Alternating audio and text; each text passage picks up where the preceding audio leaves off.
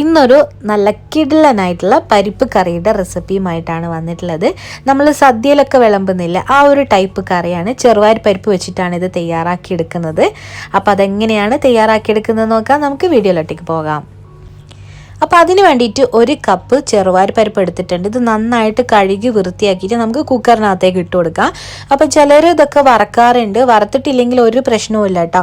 അതേ ടേസ്റ്റിൽ തന്നെ നമുക്ക് ഈ ഒരു കറി തയ്യാറാക്കി എടുക്കാവുന്നതാണ്. അപ്പോൾ ഞാൻ ഇതാ കഴുകി വൃത്തിയാക്കിയിട്ട് കുറച്ച് വെള്ളം ചേർത്ത് കൊടുത്തിട്ടുണ്ട്. അതിലേക്ക് ഉപ്പും ആവശ്യത്തിന് മഞ്ഞളും 2 പച്ചമുളകും കൂടെ ചേർത്ത് കൊടുക്കുന്നുണ്ട് കേട്ടോ.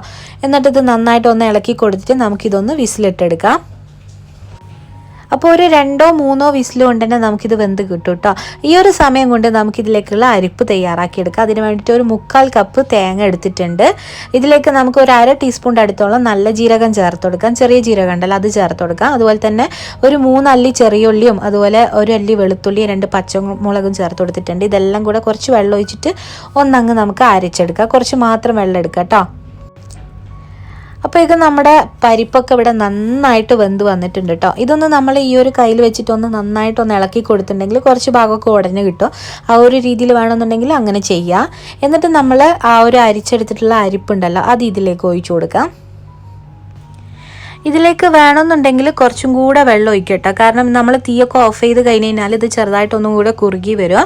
അപ്പോൾ ഇതാ കണ്ടില്ല, നന്നായിട്ട് ഇതൊന്ന് മിക്സ് ആക്കിയിട്ട് ഒന്നങ്ങ് തിളപ്പിച്ചെടുക്കുക. ഒരു 2 മിനിറ്റ് നമുക്കിതൊന്നങ്ങ് തിളപ്പിച്ചെടുത്തതിന് ശേഷം ഫ്ലെയിം ഓഫ് ചെയ്യാം. ഇനി നമുക്കിതൊന്ന് താളിച്ചെടുക്കണം. താളിച്ചെടുക്കാൻ വേണ്ടിയിട്ട് സാധാരണ വെളിച്ചെണ്ണയിലൊക്കെ ആണല്ലോ. അപ്പോൾ ഞാനിവിടെ നെയ്യാണ് എടുത്തിട്ടുള്ളത്.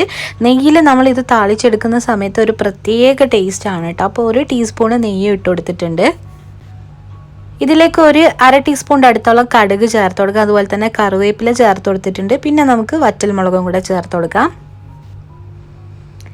എന്നിട്ട് നമുക്ക് ഇതേ ചൂടോടെ തന്നെ നമുക്ക് ആ ഒരു കറിയിലേക്ക് ഒഴിച്ചു കൊടുക്കാം. അപ്പോൾ ഇതൊരു താളിച്ചതിന് ശേഷം ഒരു 5 മിനിറ്റ് കഴിഞ്ഞിട്ട് ഇതെടുത്ത് വിളമ്പാവുന്നതാണ് കേട്ടോ. അപ്പോൾ നല്ല സിമ്പിളായിട്ട് ചെയ്തെടുക്കാൻ പറ്റുന്ന ഒരു കറി തന്നെയാണ്. സദ്യ സ്പെഷ്യൽ പരിപ്പ് കറിയാണ്. അപ്പോൾ എല്ലാവരും ഒന്ന് ട്രൈ ചെയ്ത് നോക്കുക. ഈ റെസിപ്പി ഇഷ്ടമായിട്ടുണ്ടെങ്കിൽ ലൈക്ക് ചെയ്യാനും ഷെയർ ചെയ്യാനും മറക്കരുത്. ഇതുപോലത്തെ നല്ല നല്ല റെസിപ്പികളുമായിട്ട് വീണ്ടും കാണാം. താങ്ക്